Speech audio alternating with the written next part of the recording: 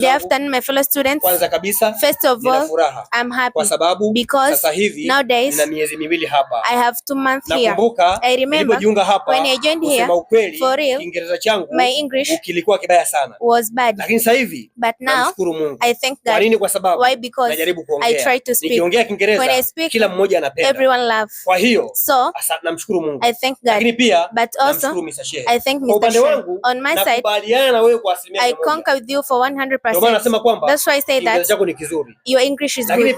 But also, I conquer with you for 100 because Sheikh is best teacher here in Arusha. Here in Arusha, nowadays, Sheikh the best teacher. Why? Because Sheikh helps many people. Sheikh helps many people. Sheikh helps many people. So, mnakaribishwa sana Sheikh Center. You are most welcome to Sheikh Center. When you come here, you must speak English. If you don't speak English, if you not speak English, amini usiamini, believe or not, blame Sheikh. Kwa sababu because Sheikh anajiamini kwa 100%.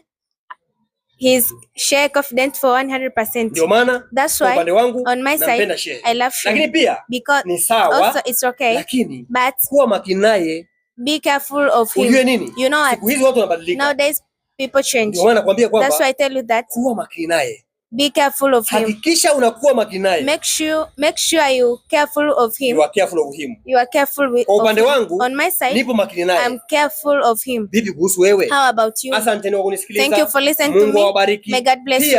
Also, karibuni sana Sheikh Center. You are most welcome to Sheikh Center. Hizi tunasema kwamba nowadays we say that hapa mjini, here in town, Sheikh anaweza. Sheikh can. Ujue nini? You know what? Sheikh anaweza kwa 100%. Sheikh can for 100%. Sheikh anaweza. Sheikh can. Kwa hiyo, so nataka nimuombe Sheikh. I want to pray for Sheikh. Nataka nimuombe Sheikh. I want to pray for Sheikh. Nataka nimuombe Sheikh. I want to pray for Sheikh. Kama hivi. Like this. Mungu mbariki Sheikh. May God bless Sheikh. Mungu mpe maisha marefu. God give Sheikh long life. Asante kwa kunisikiliza. Thank you for listening to me. I love you. Pigeni makofi mengi. Pigeni makofi.